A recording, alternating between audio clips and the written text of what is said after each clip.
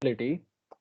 And before moving on with probability, I thought I should introduce you to a few basic proving techniques in mathematics. Okay, so today we will talk about proofs.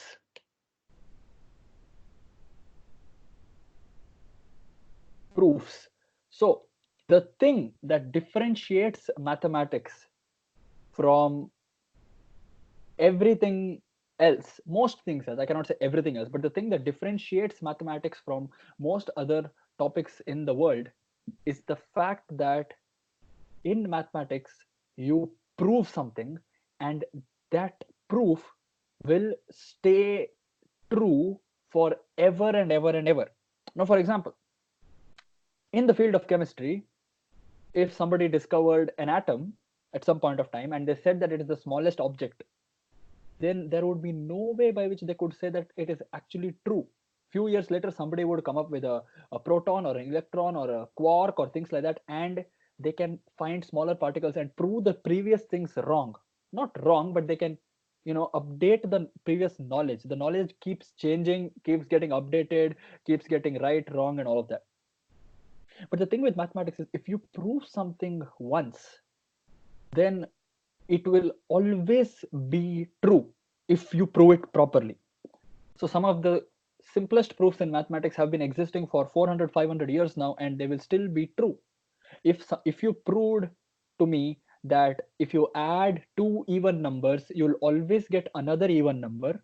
If you proved it to me and if you did it properly and there was no glitch in your proof, even a million years later, if somebody added two even numbers, they will still get an even number. Okay. So before we look at proving techniques, let us look at the very simple proof of proving that sum of two even numbers is always an even number. Here we are not going to use any particular technique. We are just going to do a direct, simple proof. Okay. I don't want you to message anything or ask questions. Just be patient and listen. This is a very simple proof that I'm doing just to show you how a proof actually looks like. So before we prove this, we first have to define the things that are given in the problem. Now, we will say that an even number is a number that is a multiple of 2.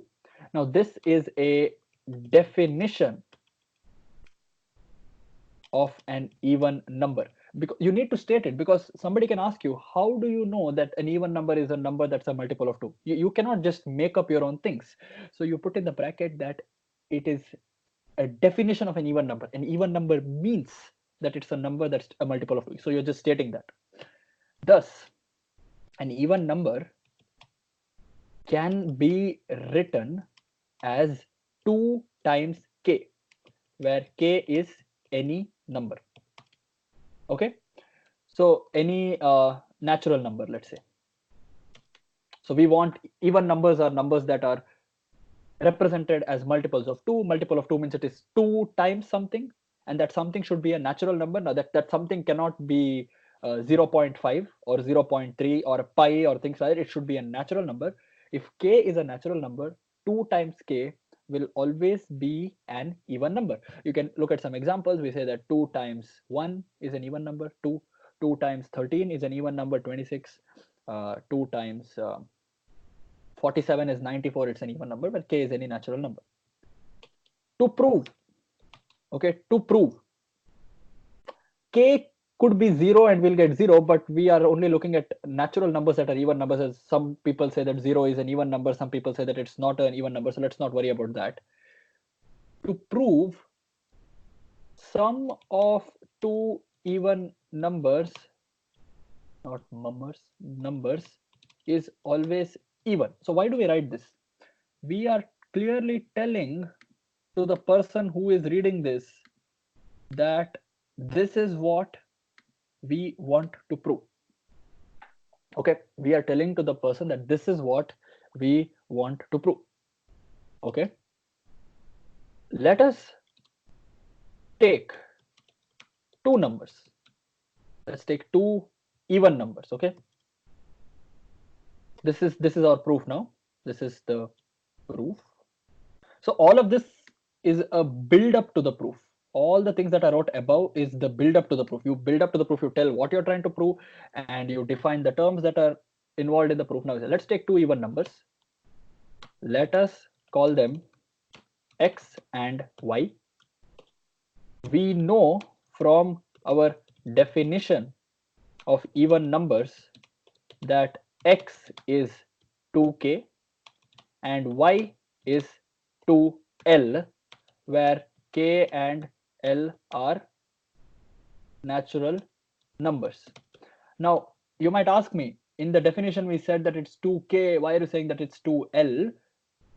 K is just a alphabet used to represent a natural number. Okay, it could be anything, and the reason why here we are using different k and l is because x and y could be different even numbers. Okay, they could be same, they could be different, we don't know, but they could be different number. That's why we're just saying, okay, x is 2 times k. It could be 2 times 5 or 2 times 10 or 2 times 12. Y is 2 times l, and it could be 2 times 47, 2 times 23, anything. So we're just saying that x is 2 times k and y is 2 times l, where k and l are natural numbers. Let me actually make this m, so that you don't confuse it with 1. Okay, the l looks like 1, so let me just put it m. This is just an alphabet to represent a natural number. Okay, let z or z or whatever you call it be the sum of x and y. What should we prove? We should prove that sum of two even numbers is always even. So we took two even numbers, we call them x and y. Now we are saying z is the sum of x and y. Thus z equals x plus y. Okay, so far nothing, we are not doing anything fancy, we are not trying to do anything tricky. We are just saying that we take two even numbers x and y. So x will be 2 times something, y will also be 2 times something, because both of them are even numbers. Now we are saying z is the sum of those two numbers. Thus z becomes, what is x? X is 2 times k, plus y. What is y? 2 times m.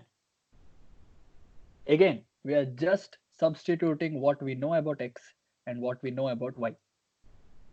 Okay, if you have any doubts, you can ask after I finish the proof, but let me just go with it. So z equals, why is it doing this, equals 2 times k plus m. This is just algebra. We are using the distributive law. It is 2 times k plus 2 times m. So it is 2 times k plus m. This is simple algebra distributive property of numbers. Now this is a distributive. Okay, this is something which is well known. It's a rule of multiplication and addition. That is, it's not something that needs to be proved. It's one of the things that in mathematics we know to be true, so you can use it in your proof. Nobody can ask you how do you know that the distributive property is true, because those things are already known and proved long back, and you know that this thing will work. If you are multiplying a number and adding twice to two of its products, you can just take it out and put them in a bracket. And the same thing I can do reverse. 2 times k plus m, if I split the bracket, it becomes 2 times k plus 2 times m. Okay, so since k and m are natural numbers, we know that k plus m is also a natural number. K is a natural number, m is a natural number. We know that k plus m is also a natural number. This is the closure property of addition. This is also something which you don't need to prove. It is something which is known, that if you add two natural numbers, you always get a natural number. You don't need to write this down. You don't need to, if you have not heard this word before, that of a word called closure, don't worry. It is a simple property which is, I think it's taught in fourth or fifth grade. It says that if you take any two natural numbers and you add them together, you'll always get a natural number. That is a closure property of addition. Okay.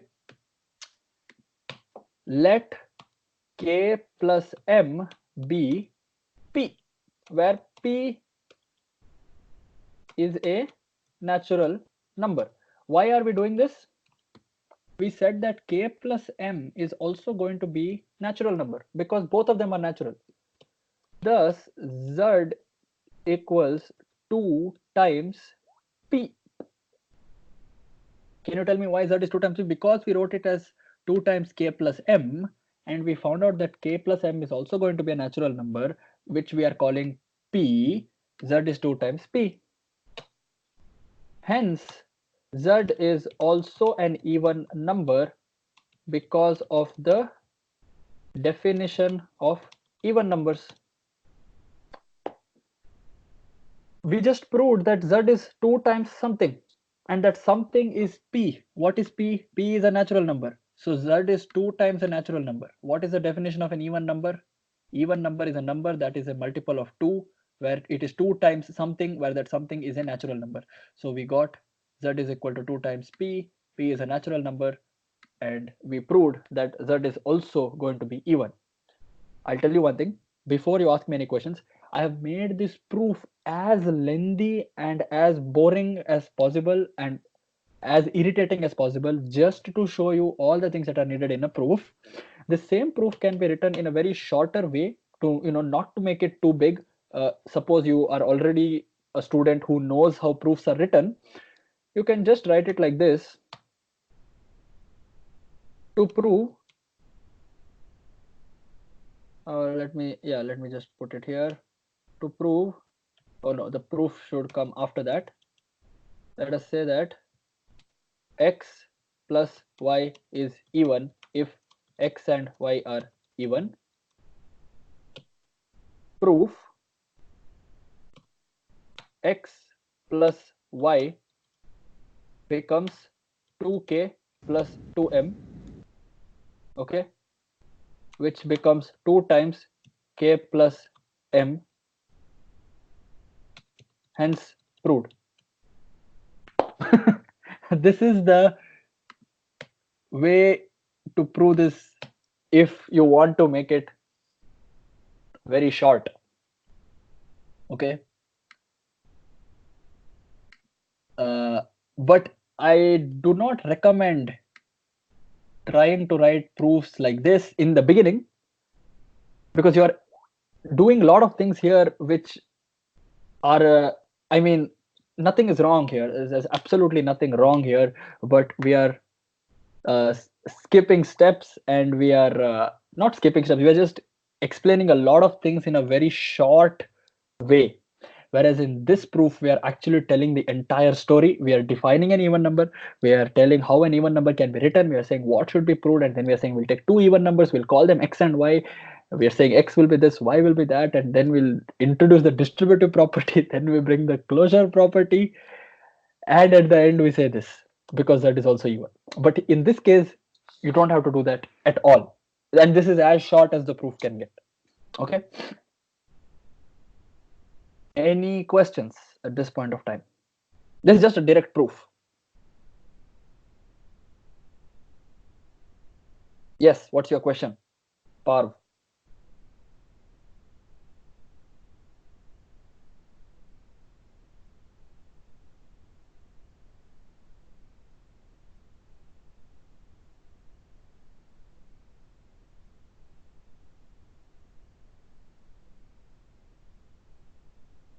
What is your question?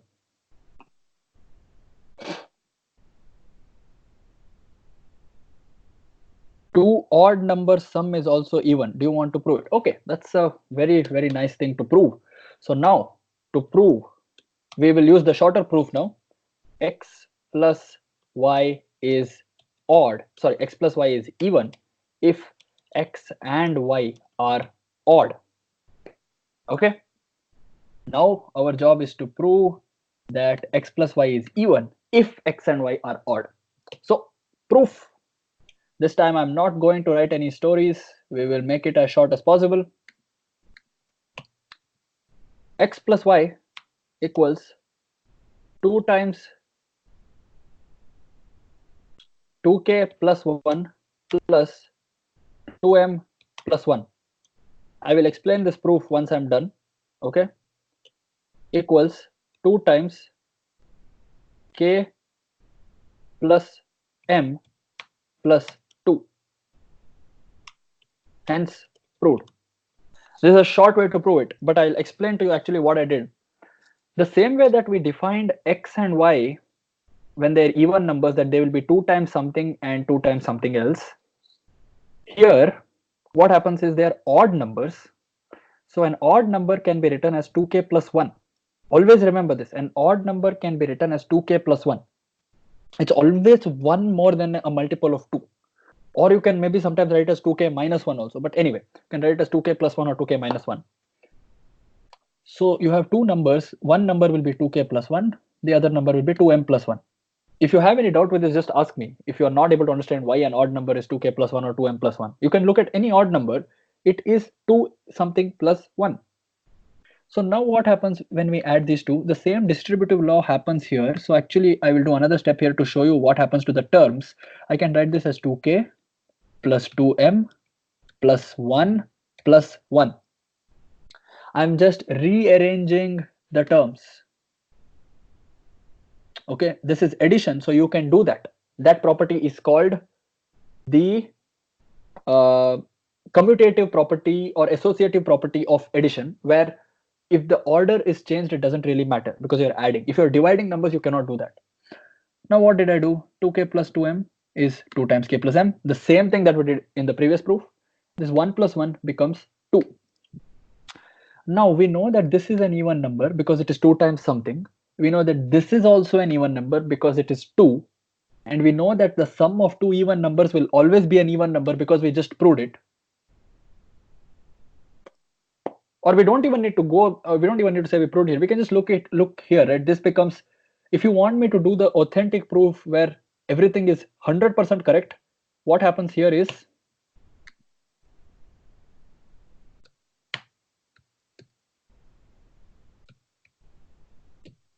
this is how it would look like if I had to do it in a very, very, very correct way. I'll tell you why. Because this is the same thing. I hope you can understand that this is the same thing as this. I just put the 2 inside the bracket. And when I put the 2 inside the bracket, it's going to be 1, because now when I open the bracket, it will be 2k plus 2m plus 2. Does that make sense? Or I could put it here and I could just get rid of this step and put it like this. This might look more understandable. Why is this considered? Why is this a more proper grammatically correct way? Because in the previous proof, I'm still assuming that if I add 2 and another even number, I'll get even number. But suppose we don't know that, this has to be correct because this is 2 multiplied by something. Whatever is inside the bracket, even if I add this and this and this, whatever that is, it will still be an even number because we are doing 2 multiplied by something. And the definition of an even number is 2 times something is an even number. That's how to prove it. Okay. Now, I will introduce you to one proving technique before we finish this class. It's one of my most favorite ways of proving anything generally in life. It's called proof by contradiction. What does this mean? What do you mean by contradict? If you have seen the debates that happen on TV, or if you see Arnab Goswami fighting with somebody, or if you see some law court session, or if you see two cricket commentators talking about something interesting, contradiction is where you say something that is against something else. Okay, to contradict means to oppose. If I said that all boys in this world are 5 foot tall, suppose I said that, if somebody came to me and said, no, this boy is 6 feet tall, then he would have given a contradiction for my statement. Or if I said that some football player scores 4 goals in every match, and then in one match he doesn't score 4 goals, that is a contradiction to my theory. So sometimes in mathematics, what happens is it's very easy to contradict something than proving something. Sometimes it's very difficult to prove something that you don't know, but it's very easy to contradict something else which you know. So how can this be used to prove something in mathematics? It's a very funny kind of a proving technique, and it might be a little non-intuitive, so you might not actually understand whether this actually works. Suppose I have to prove that somebody is a boy, okay, and I don't know how to prove that they are a boy. What I do is I start the proof by saying that let me assume that that person is a girl. Let me assume that that person is a girl, and then I show why he cannot be a girl, and that's my proof that he's a boy.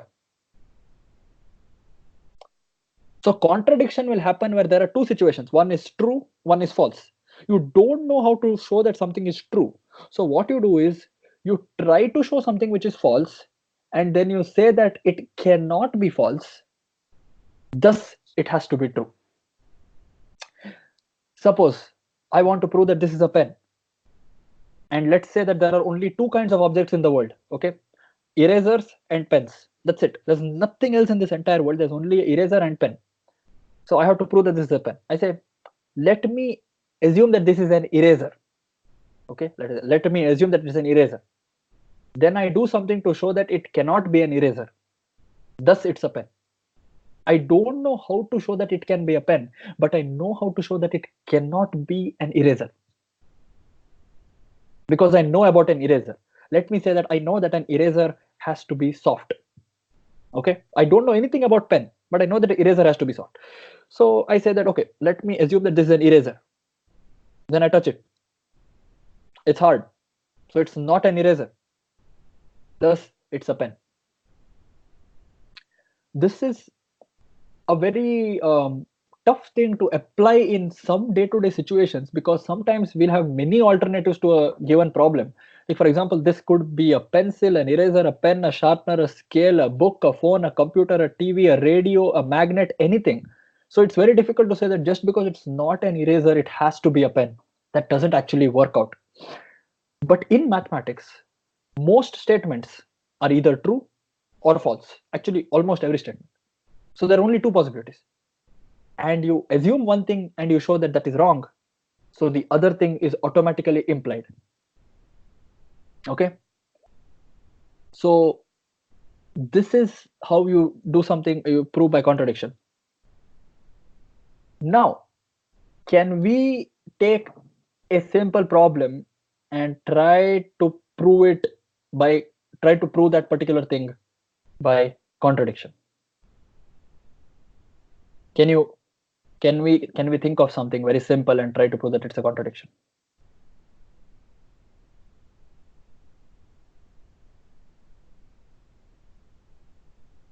Can you try to come up with a problem?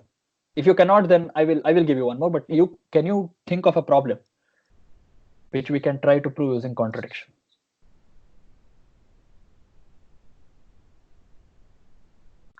Okay, let me say this. For example, I want to prove that every multiple of 5 ends with a 0.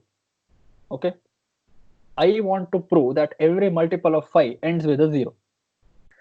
In this case, you don't even have to go through an entire proof.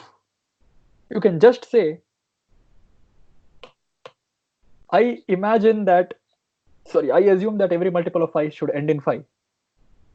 And then I say that, but 5 times 2 is 10. Hence, there is a contradiction to my assumption, which means my assumption was wrong, which means every multiple of 5 did not end in 5. So here you are just contradicting it by giving an example. You don't even have to do a proof. See, if you can give an example as a contradiction to your assumption, That's it. That's done. But in most cases, that is not possible because you don't know a contradiction. You have to actually show that there is a contradiction. You cannot just give an example and show that. But in this case, you can. So that let me assume that every multiple of 5 ends in 5. But we know that 5 times 2 is 10, which is a contradiction to our assumption, which means that our assumption was wrong. Thus, every multiple of 5 does not have to end in 5.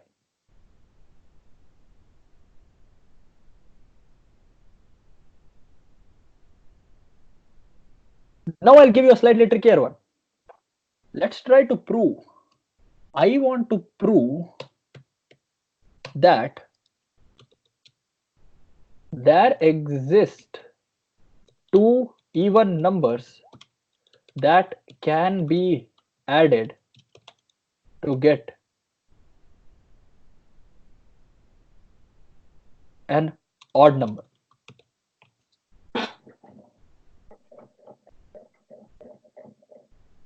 Can you disprove this assumption? There exist two even numbers that can be added to get an odd number. Can you tell me why I've written this down? For what will I be using this? For what proof will I be using this particular contradictory statement?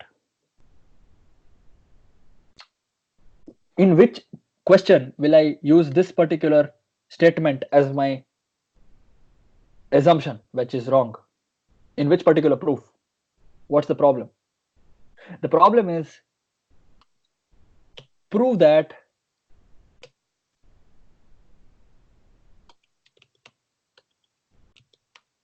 sum of any two even numbers is even.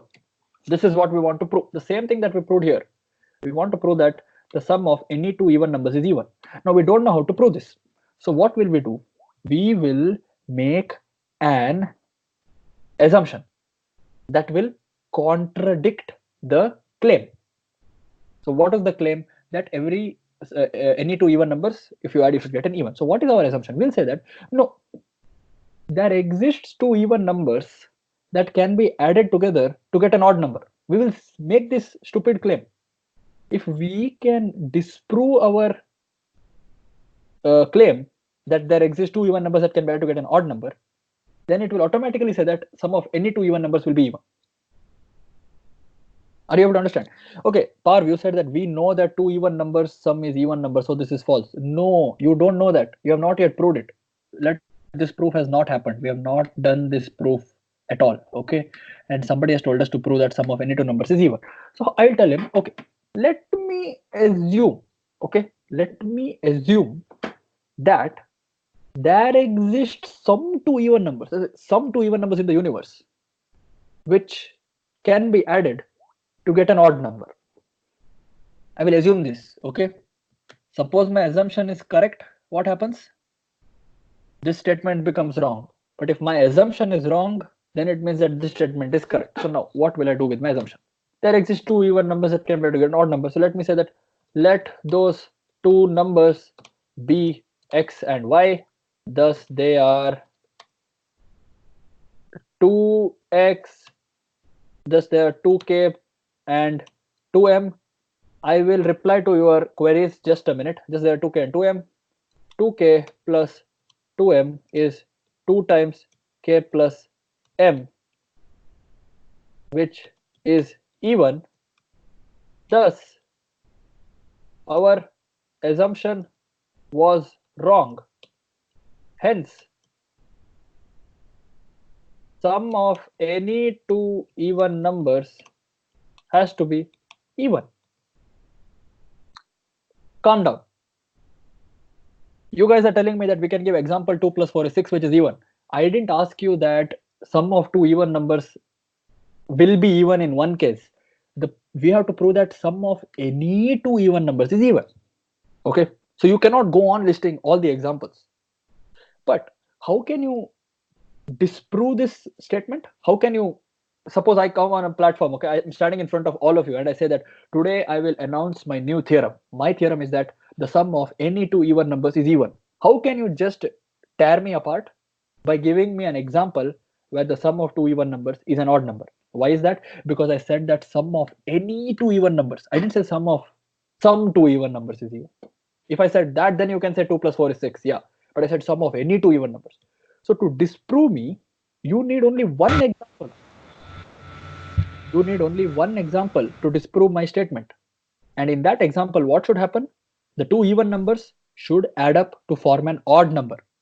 If you give me that one example, you can completely destroy my claim. So you will start your destruction of my claim by saying that let me imagine that such a thing exists where those two numbers, if I add them together, I will get an odd number. And I will show you that that cannot happen, which will indirectly say that your assumption was wrong, which means my claim was correct. So if you said that two numbers had to be even and add up to form an odd number, okay, fine, your two numbers are x and y. X is a 2k and y is 2m because you yourself said that they're even. If you add 2k and 2m, you will get 2 times k plus m, which is also even, because we know that 2 times something is even, so 2 times k plus m has to be even, which means your assumption was wrong where you said that it has to be an odd number.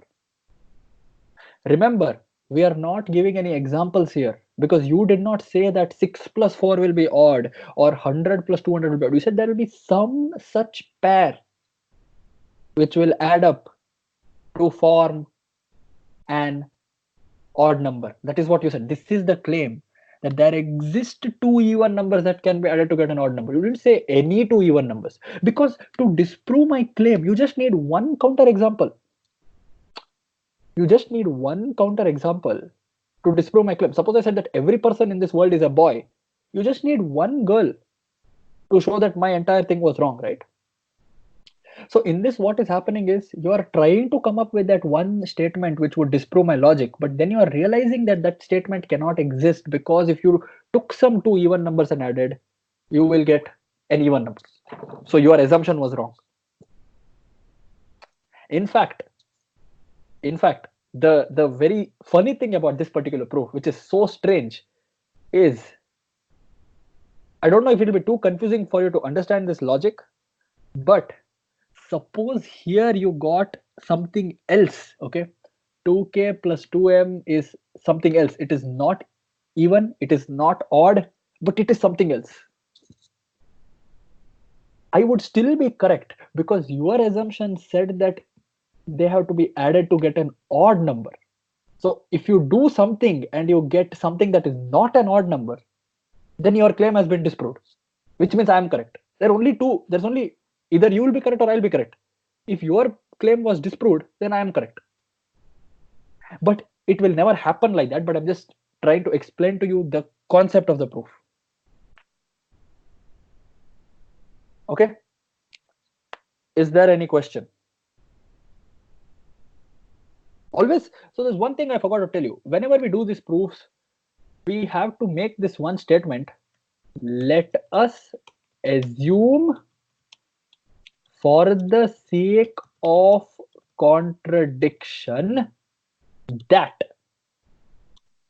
Now this statement is quite important because you are telling everybody that this is an imagination that you are doing for the sake of contradiction.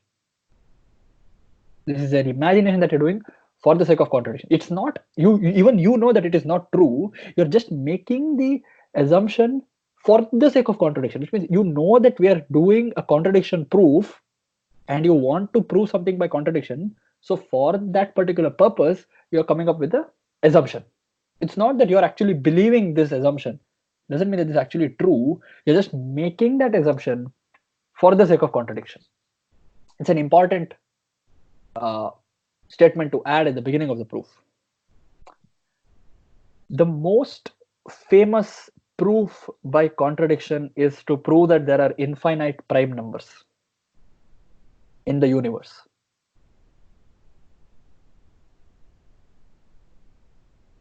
It was first done by Euclid long back, and I will not address that in this particular class. It will take me another 10 minutes to explain all those things, so we'll probably do that next time.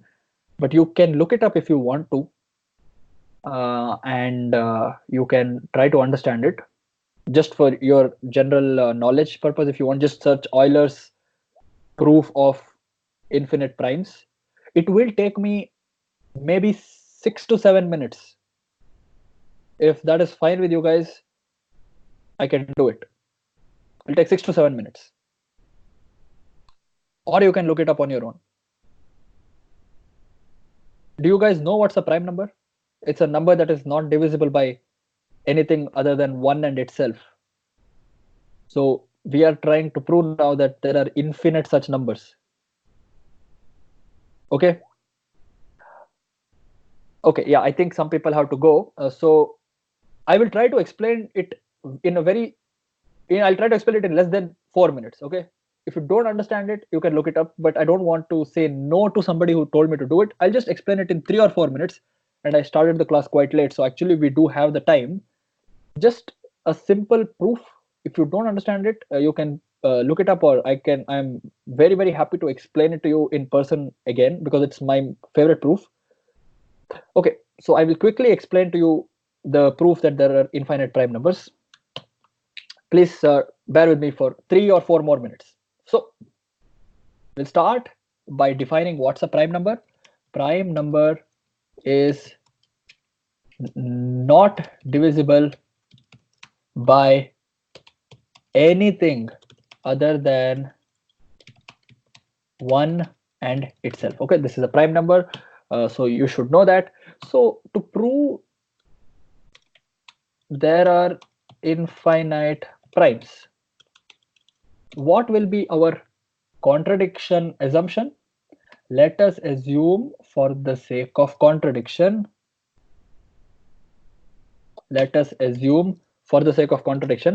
that there are finite primes.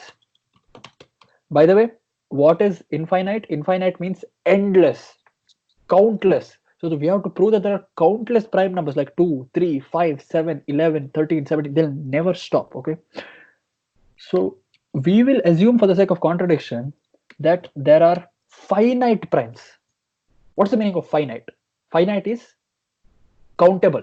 We say that only some number of primes, maybe 100 or 200 or 1000 or anything, some finite number we will assume.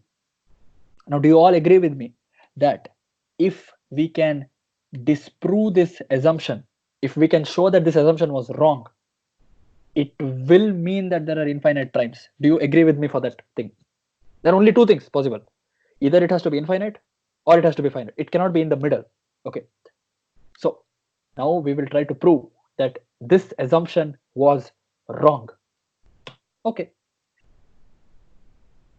If there are finite prime numbers, let us say that they are x1, x2, x3, x4, all the way up to xn. These are all the prime numbers that we have. They are finite. Okay. So these are all the prime numbers. Xn is up to some number.